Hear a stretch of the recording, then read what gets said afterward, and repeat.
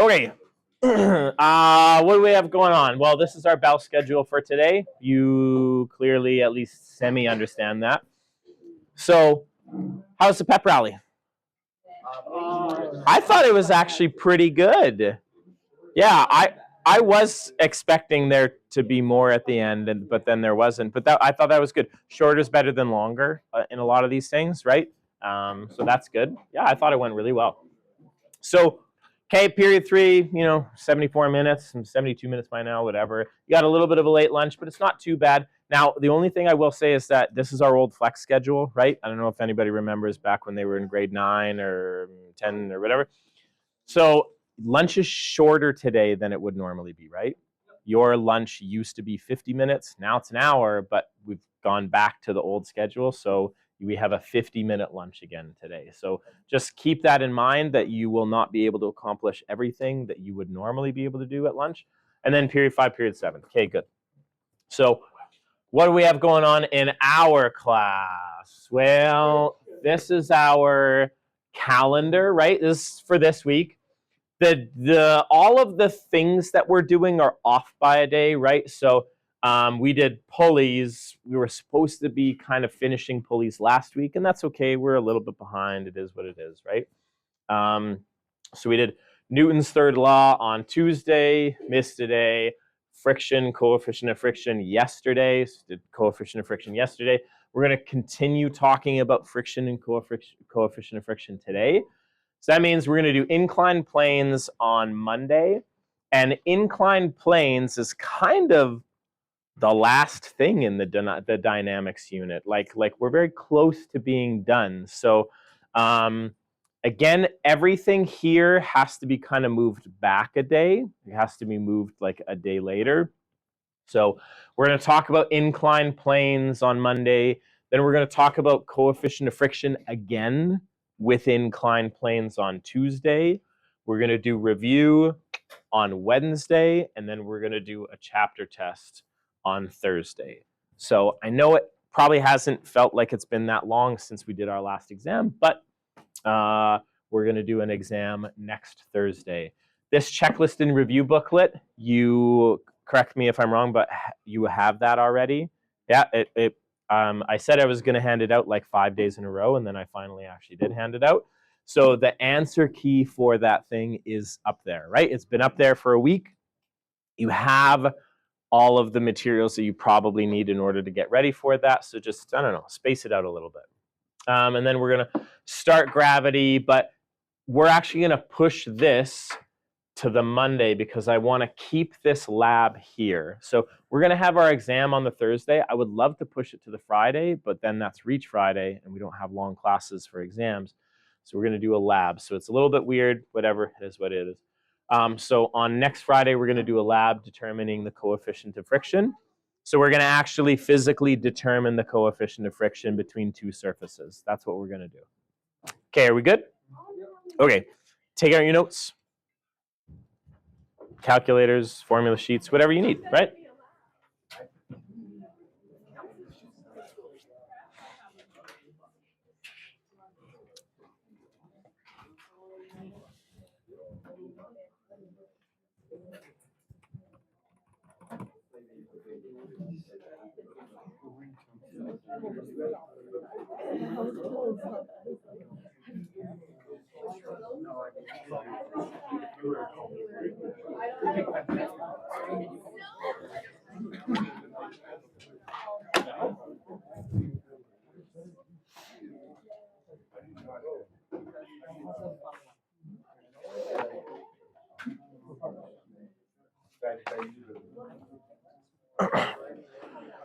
So I am gonna do a little bit of a sneak peek of something that we're gonna talk about later today. Whatever, it's fine. So two types of friction. There's static friction and there's kinetic friction. Which type of friction is always going to be more powerful? Static friction or kinetic friction?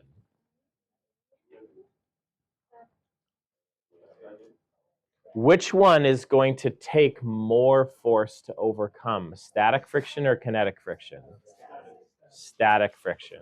So sorry, I tried to reword it because I tried to kind of make sure it was clear. Static friction is always going to be harder for you to overcome because what have you allowed to happen? When an object sits there for a little bit, what's allowed to happen now? Yeah, all the little imperfections and undulations on the bottom of that surface, they've been allowed to kind of settle into the imperfections and undulations of the other surface, or they've been allowed to kind of connect a little bit more with each other. So you will always take more force to start something moving than it will to continue something moving because of that static friction. Okay, good. So I don't know, hopefully that makes sense. So casual reminder, it's going to take a little while, right? Friction, in terms of static friction, friction is like a matching force, if that makes sense.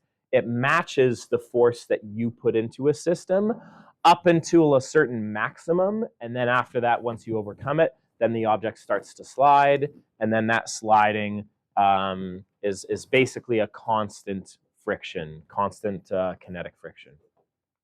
So a casual reminder, force of friction equals mu times Fn, mu times the normal force.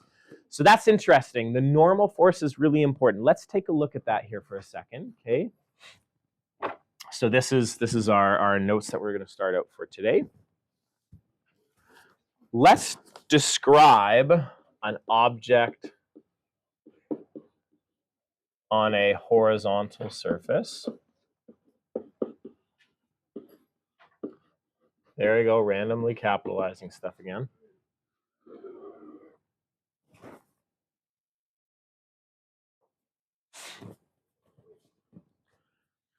Okay, so here's a box. It's sitting on some horizontal surface.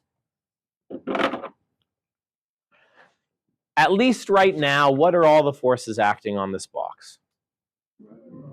Yeah, there's a force of gravity, and then there's a normal force. And if the box is just resting there, what do you know about the two forces? They're equal. They're equal in opposite directions, but they're equal to each other. Okay, that's fair. Now, how can you change the normal force acting on an object? How can you change the force that a surface is applying on an object? What can you do to do that, Ryden? If you push down on an object, does that mean the counter or the surface or the floor or whatever, does that mean it's going to apply a greater normal force or a smaller normal force when you push down on an object?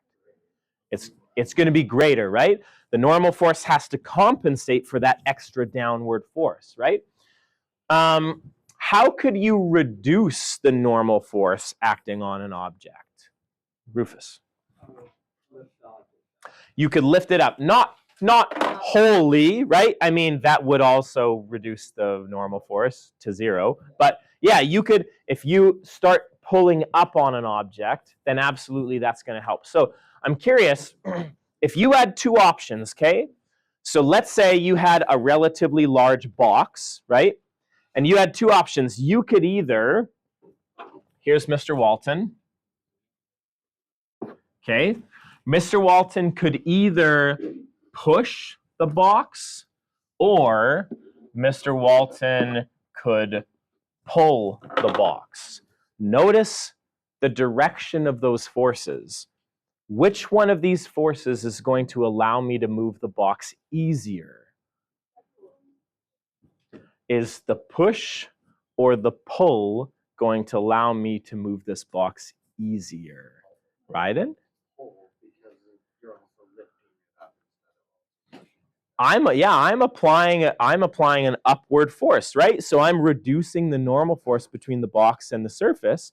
So I'm reducing the force of friction between them, right? Absolutely. Does that make sense? Have you ever tried to push down and move a box at the same time? Have you ever tried to do that? And you were like, holy cow, this is really, really, really hard. And then you just grabbed the handle and then you started pulling it and you were like, holy cow, that was way easier than pushing it. Yeah, so I think most people have experience with that. So the pulling is going to be way easier. Okay, so that's objects on a horizontal surface. But what about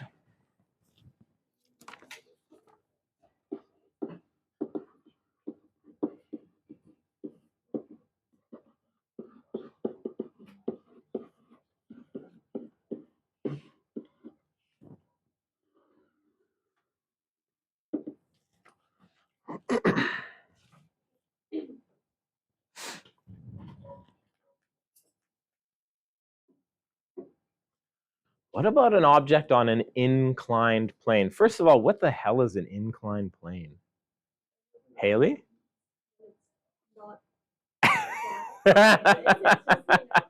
It's a surface that's not totally horizontal, right? Yeah, what do we call that, like in common language? A ramp, right? You just call that a ramp, or yeah, that's an inclined plane. That's exactly what it is. Okay, cool. So we've got a surface that's like this, okay? And here's the horizontal. So imagine you're walking up a ramp or you're walking up a hill or something like that, and then you place a box on the ramp. So what are the forces acting on this thing right now?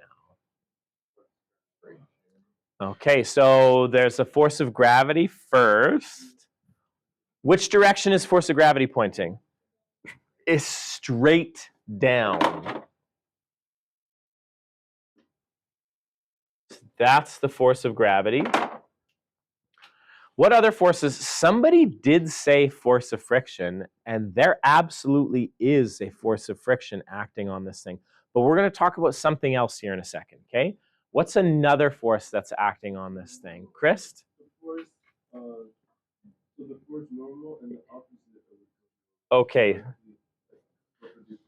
So there is a normal force here, right? Where does the normal force, when an object's sitting on a surface, where does the normal force always point? Brennan? Perpendicular to the surface, right? So if the surface is like this, the normal force is at a 90-degree angle to that surface, right?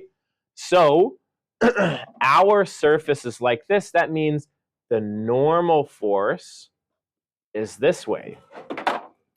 So what does that mean? Is our surface pushing the box to the right, or is it pushing it to the left? It's pushing it to the left. The surface is quite literally pushing our box to the left, right? If this was totally frictionless, imagine a block of really, really, really slippery steel, right, on some ice. Well, what would happen to this block right now? Like, it would just slide down the hill. So if it's stationary, Josh, what third force must be present? Did you say it earlier? Yeah, there must be a frictional force. I'm curious, in what direction is friction pointing? Chris? Yeah, would you agree?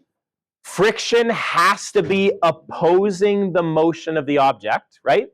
And where does the object want to go? Down the hill, right?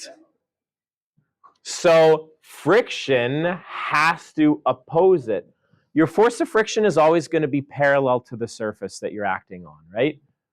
So this is going to be our force of friction. Well, this is weird now. What do you notice about these? These vector arrows? Are they all at like right angles to each other? Is everything at 90 degrees to each other? No. So do you know what? Up, down, and left and right are not good enough anymore. Having a direction that's straight up down, our traditional Y direction, that's no bueno. Having a direction that's straight left right, that's also no bueno. It's not good enough anymore. We need to redefine our directions. And so I just want to give you kind of 24 hours to mull that over. That that what directions should we redefine as our new x and our new y? Okay, does anybody have any ideas? Josh, what do you think? Relative to the surface. So what could we say? How could we define this relative to the surface? Is that running? Yeah, so we could call that our x, but maybe not everybody is going to know what that means because x traditionally means straight horizontally, right? So how could we redefine? What words could we use to define that? Here's our surface, and we're kind of running downhill, but downhill is in a specific direction. We care about both directions at the same time, right? We care about like this, right? Right, like how when we were talking about x in the x direction, in the x direction, did that mean only the positive x? No, it meant in both directions in the x. So we want to know in both directions here. Downhill is specifically downhill. Okay, Rufus? Parallel. We were going to redefine our directions to be parallel with the surface. And then what's the other one going to be? Perpendicular to the surface. So I want to give you 24 hours to mull that over because that's a difficult concept for us to understand. That our new x and y, we're no longer going to call it x and y on an inclined plane. We're going to call it parallel to the surface and perpendicular to the surface. Because would you agree? The only options for this object are for it to either slide down the hill or get pushed up the hill. Would you agree? But no matter really what happens here, it's either going down the hill or up the hill. So that's going to be parallel to the surface. So that's the first direction we care about. And if that's the direction that we care about, then we need to define the other one as being at 90 degrees to it, which is what we call perpendicular. So just keep that in the back of your mind, and we're going to talk about that a little bit later. It's fine. Hey, which of these three forces no longer aligns with our new directional system? Force of gravity is no longer directly in line with our new directional system. We care about everything that's either parallel or everything that's perpendicular, right? So force of gravity, what are we going to have to do to force of gravity? We're going to have to decompose it into a parallel and perpendicular component. Is that okay? I know that sucks, but if this is the force of gravity, right? And remember, this is parallel, we're going to break it up into a perpendicular and a parallel component. So this is force of gravity, this is force of gravity perpendicular. It's just a line that's perpendicular to another line.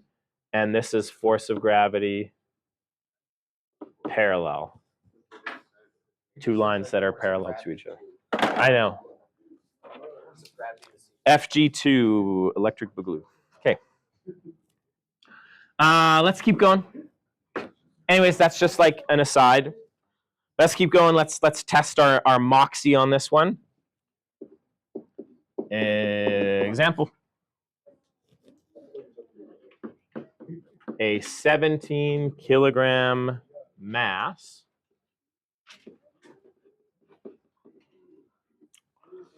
sitting on a rubber mat.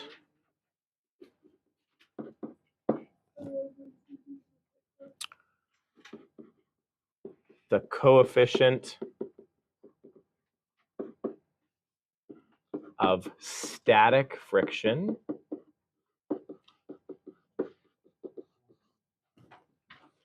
is 0.45.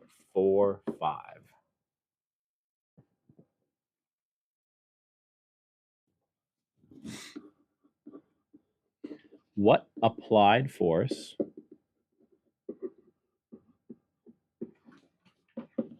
is required to move the object?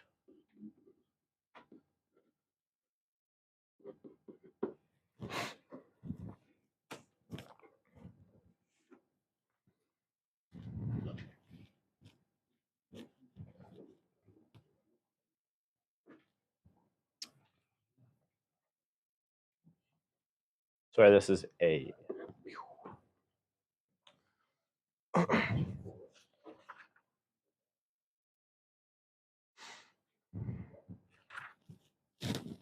Bro. Yeah. It's 11 o'clock essentially. Okay, let's try this out. A 17 kilogram mass sitting on a rubber mat. The coefficient of static friction is 0.45, sure, whatever. What applied force is required to move the object? Well, it's asking about specific forces, so what's your intuition tell you? What's probably the first thing that we should draw? Okay, so it's asking about a very specific force. We should draw a free body diagram. Okay. It's an object sitting on a mat. You're going to apply a force, so let's try this out. Fg in one direction, F normal in the other direction. Which way do you want to push it? Do you want to push it to the right, or do you want to push it to the left? To the right, sure. That's totally fine. So we're going to have some sort of an applied force. And because we have an applied force, what do we know has to... Yeah, we have to have a force of friction the other way. So this is force of friction static. It's telling us static.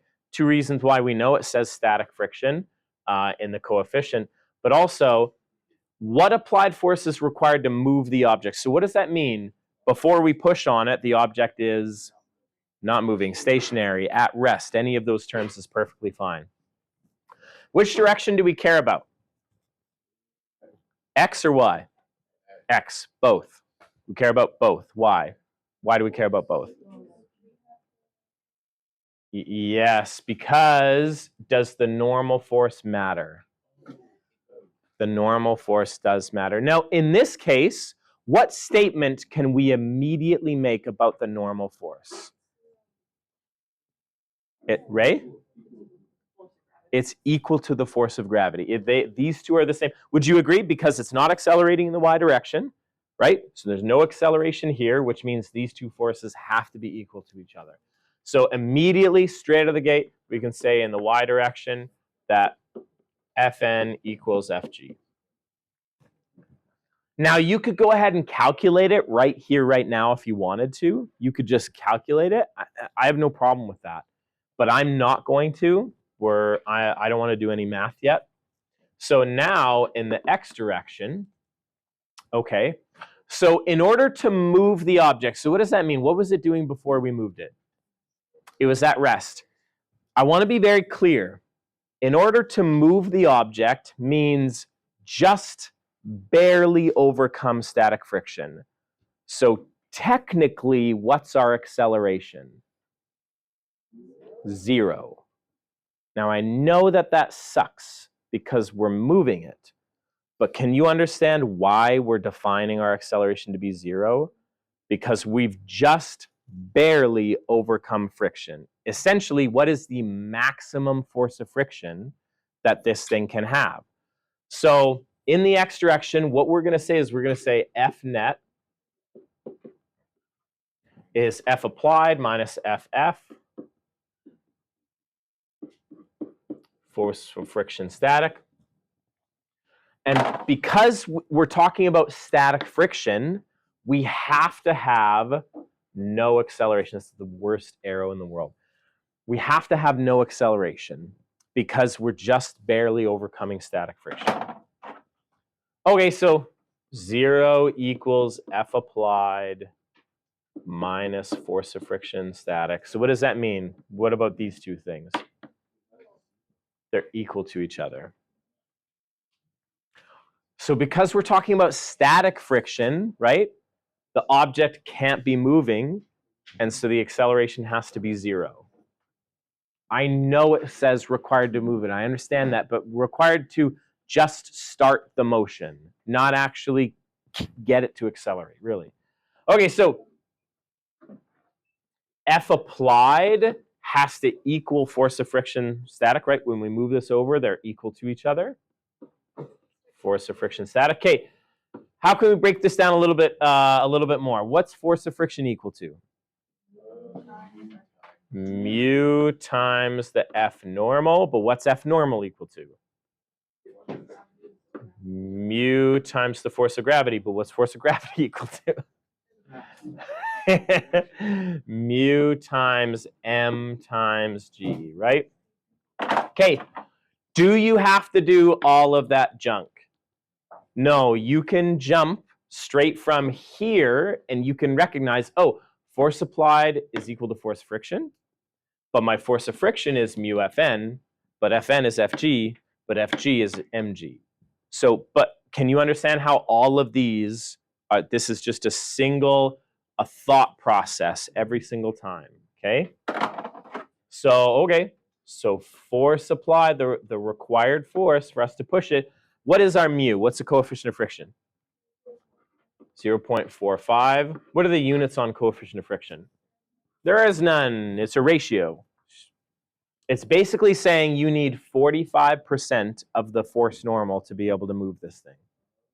That's what it's saying. That's the coefficient of friction. It's saying what percentage of your normal force is required to push this thing. Kara mass was 17 kilograms. And acceleration due to gravity is 9.81 meters per second squared.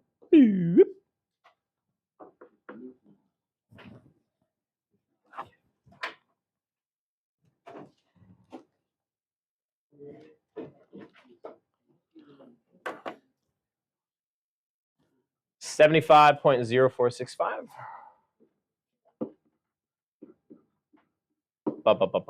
Newtons. Okay, cool. So that's the force that you have to apply. But that's the answer that your dumb, stupid calculator spits out at you, right? But you are definitely smarter than your calculator. So what's our actual answer? 75 newtons. And you could say right. You could say right, that's totally fine. But in this particular case, is it okay to leave it blank? Because all it's saying is, what is the force required to move it? It doesn't say we want it to move in a specific direction, okay? So it's okay if you leave it here. It's also okay if you put right. That's totally fine. Okay. Now,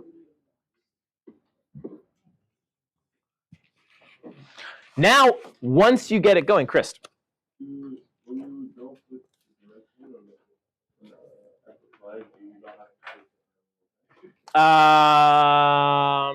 Nope. So if you were to go F applied with no arrow, that's totally fine. Yeah.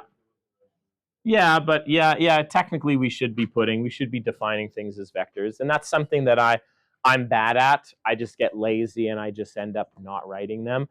Because remember, the only thing that I really, really, really care that has a vector arrow on it in our Fnet equation is the Fnet and the acceleration, right? Because acceleration is hidden inside here. This thing has a direction. When we write an Fnet equation, you don't immediately know which direction it's going to accelerate in, right? Which direction is the net force. Now, at least not every time. So that's the only one that I really, truly care has a directional component. Fnet and acceleration have to have vector arrows. Okay. Once the object is moving, now same situation. Once the object starts moving,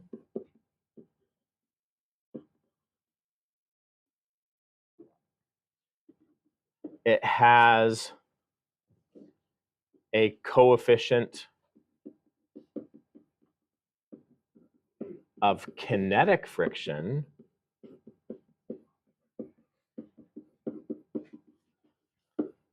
of 0.31.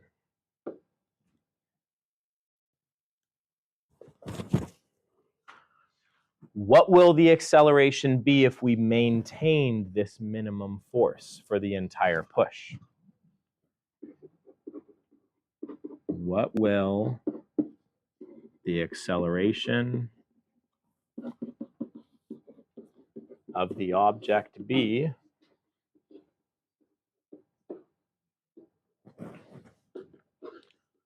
if we maintain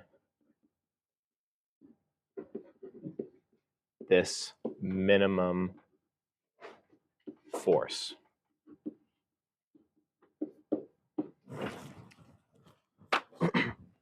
So the minimum force that it took for us to require to, to move that thing.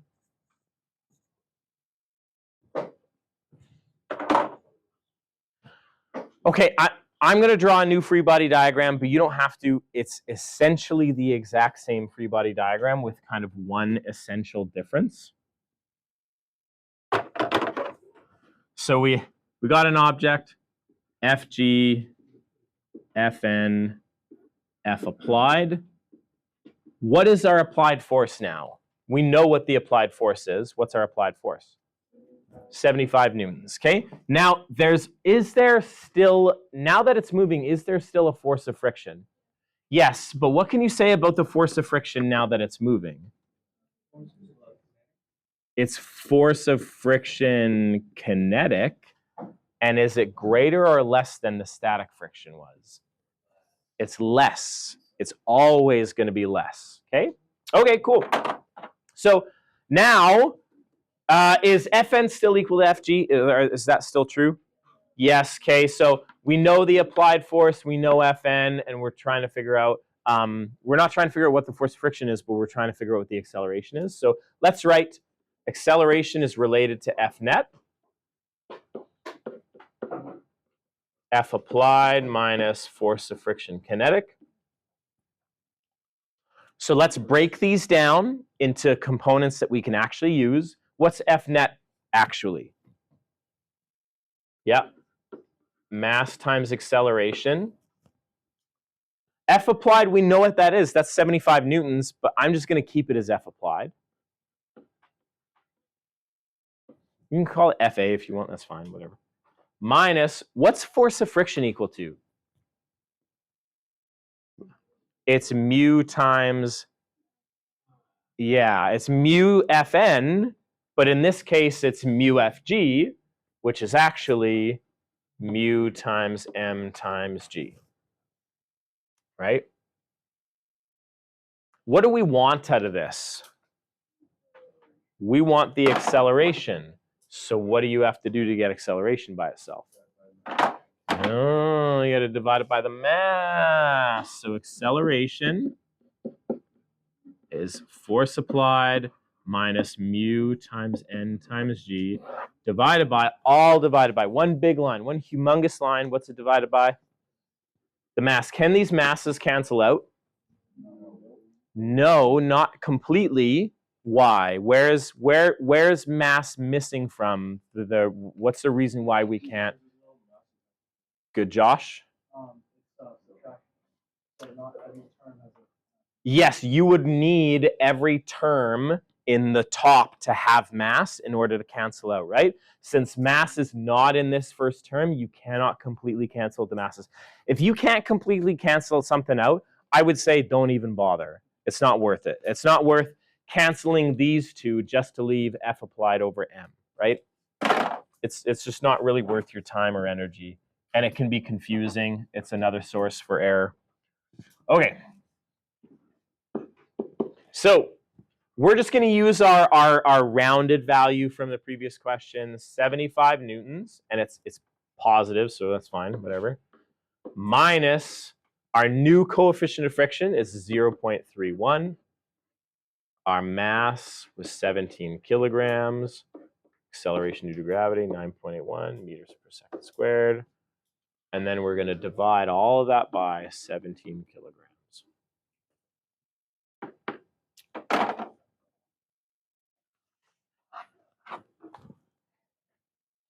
What I do on my calculator, I don't know if you do this, but I just complete all the top, and then I just hit enter, and then I divide it by 17. That, for me, instead of using like 5 sets of brackets and stuff like that, I just compute the top. So I go 75 minus 0.31 times 17 times 9.81. Didn't use a single set of brackets. Love it. 23.3. And then I divide. It just goes answer divided by 17. And I go 1.37 something, something, something, something. Right? So this is going to be 1 point what? What's our final answer? 1.4 meters per second squared. And then again, again, if you want to put a direction, you could, right? But because the context of the original question, it didn't say we needed to go this way or we needed to go that way. It just meant, what's the force required to do this in any direction? So if I push it to the north or if I push it to the south, it doesn't matter. If I push it left, I push it right. If you want to include direction because you just want to make sure that you're always including direction, that's great. That's totally fine. I'm happy with that. Okay. One final little thing. I'm not going to actually get us to like do the math on it. But one final little thing.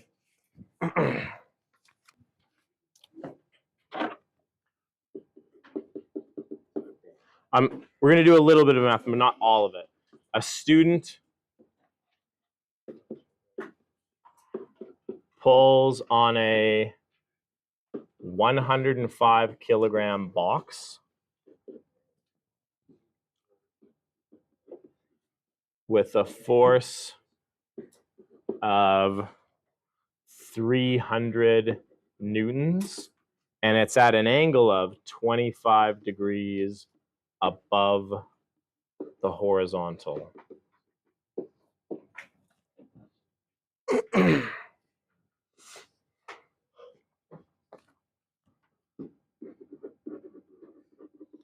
What is the acceleration of the box?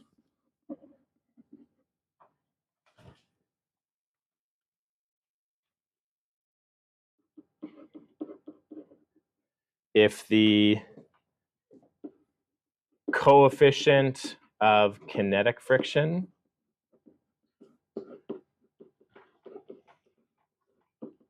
is 0.130.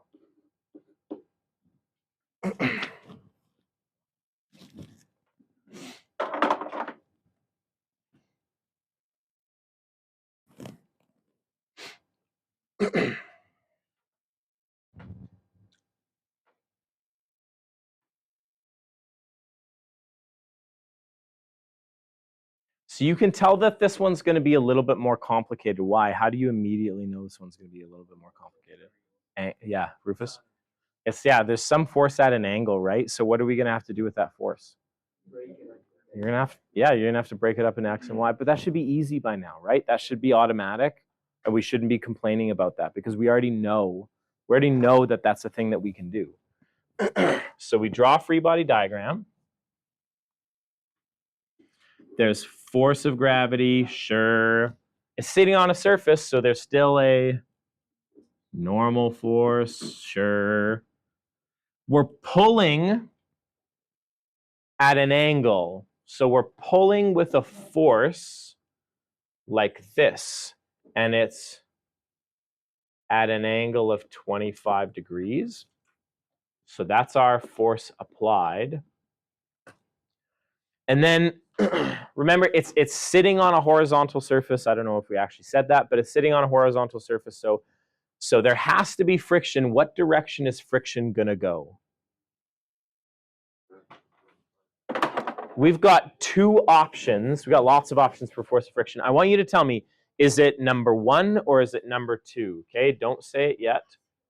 So this is force of friction number 1. That's our first option. And this is force of friction number 2. That's our second option. So which option are we going to have to choose? Which direction is friction pointing? Is our force of friction going to point? Rufus, what do you think? Number 1, why? Yeah. And friction has to be parallel to that surface, right? So if we're on a horizontal surface, then it has to be parallel to that surface. So F2 is out. That is not the force of friction. That's the force of friction. Okay, cool. Hey, which direction do we have to write down? Which direction do we have to solve for first? Because we want acceleration, right? Hey, if you're dragging something, is it going to accelerate in the X direction or is it going to accelerate in the Y direction?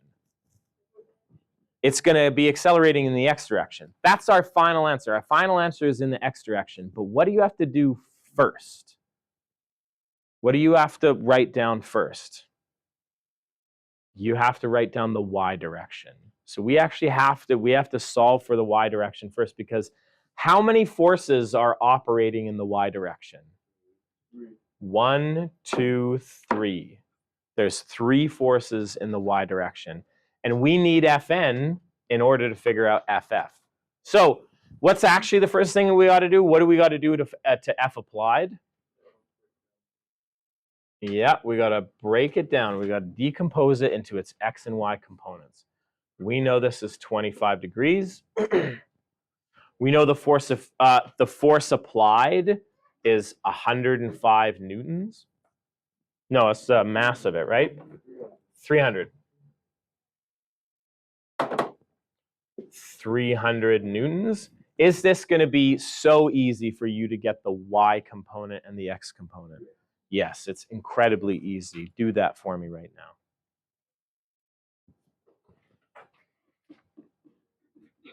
F applied in the x and F applied in the y.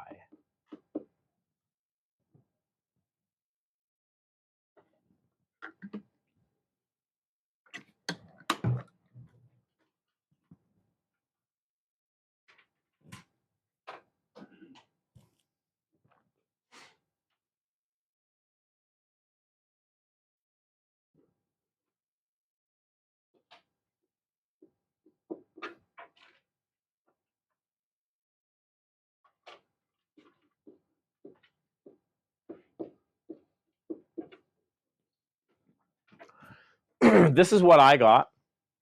300 cosine 25 and 300 sine 25. Are you the type of people who like to actually calculate what value that is? If you answered yes, that's awesome. Great. Do it that way. Commit to it. Keep doing it that way. If you're the type of people who answered no, if you like to just leave it as 300 cosine 25 or 300 sine 25, that's awesome too. That's totally fine. One correction though, it's okay if you leave it like this, but what's even better? Writing the fact that they are both in the positive direction.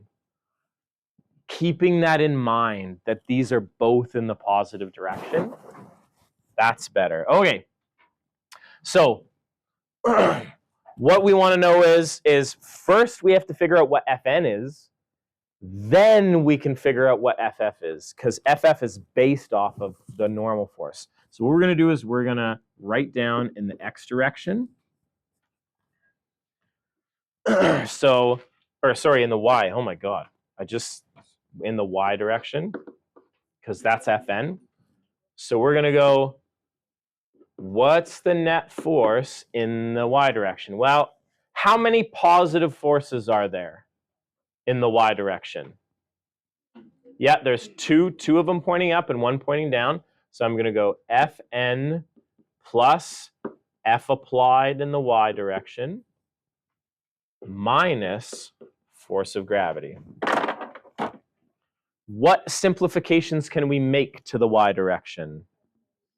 Yeah, this thing it's got no acceleration in the y direction. It's sliding on the surface of in our x direction, right? Okay, we want the normal force. That's important for us. So let's rearrange for the normal force. So where does Fg go? To the other side, we're going to add Fg. So force normal. We're going to add Fg to the other side, so it's going to be Fg. And then F applied in the y direction, we're going to subtract it to the other side, minus F applied in the y direction. Okay, well, we can figure this out. What's Fg? Mass times gravity. What's F applied in the y direction? Good. 300. That's not how you spell 300. 300 sine 25. Boom. You know what that is. You know what that is. You know what that is. That's just the number, right? So let's go ahead and calculate it. 105 kilograms times 9.81 meters per second squared minus 300 sine 25.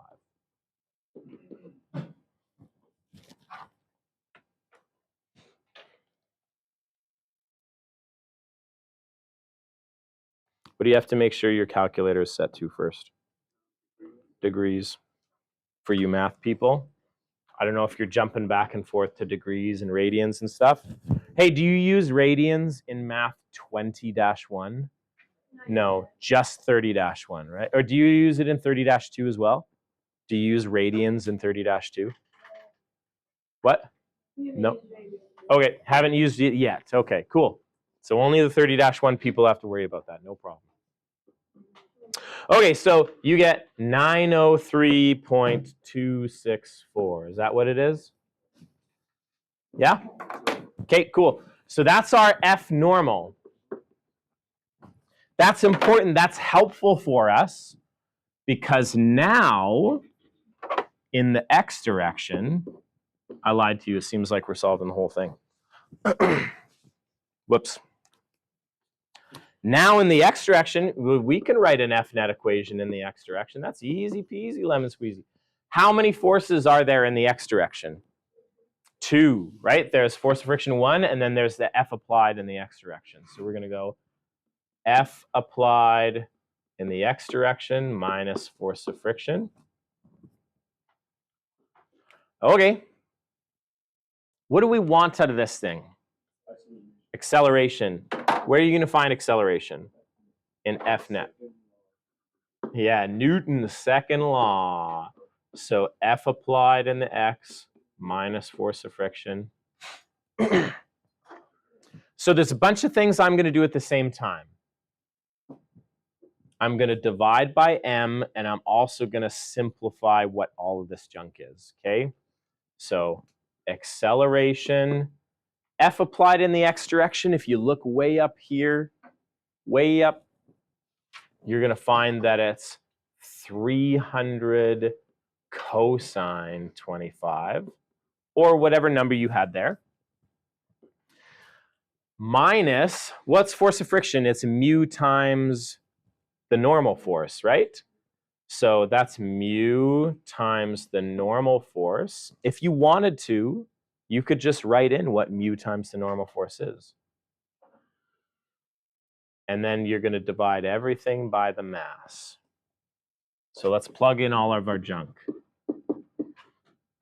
300 cosine 25.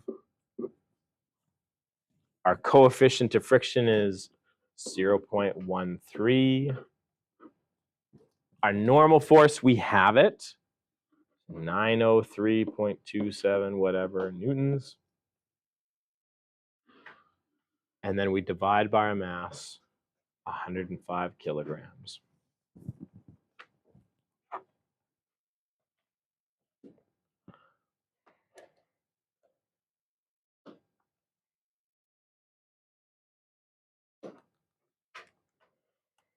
Don't forget to close your brackets. Close your brackets on the 25.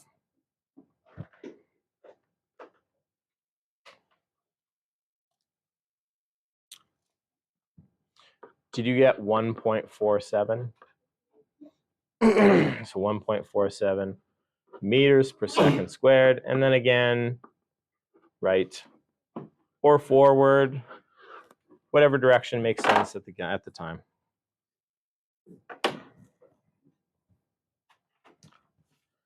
Are these questions at an angle much more difficult? Yeah, they are. Because you can no longer make the conclusion that force normal is equal to force of gravity. It's not. We've already seen how that can change when you apply an upward or a downward force on an object, right? So, anyways.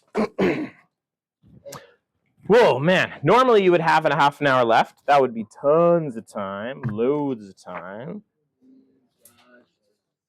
Yeah, you got 22 minutes left.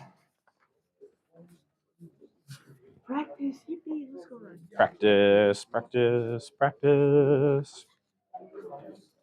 6, 8, 4, 5, 6, 7. 1, 2, 3, 4, 5. What? 7. 22 minutes at the time that I looked at my watch. It's 21 minutes now. What? Yeah. Keep the lights closed. What? They keep the lights closed. Why do I keep the lights off? Oh, it's that the reason why is actually because I'm recording these videos, these lessons, and the camera doesn't pick up the smartboard very well unless I turn off this side of the classroom's lights. Does it make you sleepy? Sorry.